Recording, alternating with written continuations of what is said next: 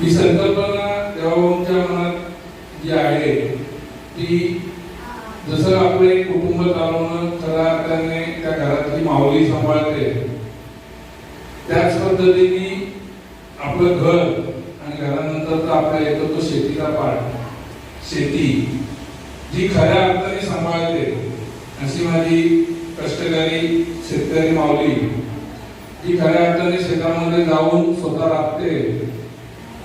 कोणाची 4 acre 5 acre जमीन असेल पण त्याची एकर 2 एकर 1 गुंठा 2 गुंठा पण जमीन आहे.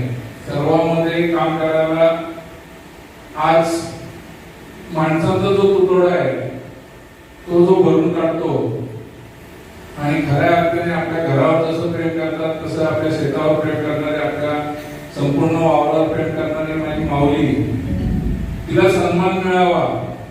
आज मला वाटते ताई म्हटल्या की त्याच्या शेतीचा मूळ प्रश्न आहे की शेतकरी आहोत, शेतावर नाव आहे, सातबाऱ्यावर नाव आहे, घरातील कर्त्या पुरुषाचा.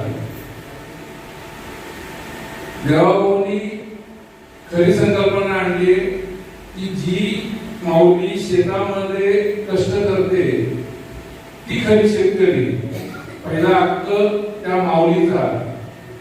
म्हणून मी सर्व माता भगिनींना महाराष्ट्र सरकारचा जो उपक्रम आहे की तुम्ही आता खऱ्या अर्थाने शेतकरी झालेल्या आहात. महाराष्ट्र सरकारने संपूर्ण महिला वर्गाला ज्या शेतामध्ये काम करतात तिथपासून त्यांच्या घरच्यांच्या नावावर शेती आहे अशाही महिलांना शेतकरी म्हणून मान्यता देणं, त्यांना शेतकरी दाखला देणं, आता जर चुकत नसेल अध्यक्ष साहेब, तर शेतकऱ्यांसाठी असणाऱ्या सर्व गोष्टींचा, सर्व योजनांचा, महाराष्ट्र सरकारच्या सर्व योजनांचा खरा हक्कदार, खरा वारसदार जो आहे ती माता माऊली यांचा सन्मान करणं हा या कार्यक्रमाचा उद्दिष्ट आहे. चित्रताई वाघ आपल्या महाराष्ट्राच्या महिला अध्यक्ष आहेत, त्यांच्या संकल्पनेतून माननीय मुख्यमंत्री साहेबांच्या, कृषी मंत्री मंत्र्यांच्या, तसेच आपले महसूल मंत्री बावनकुळे साहेब यांच्या संकल्पनेतून आलेली ही योजना प्रत्येक खेडेगावात, प्रत्येक गावात, प्रत्येक महिलापर्यंत पोहोचायला हवी. म्हणून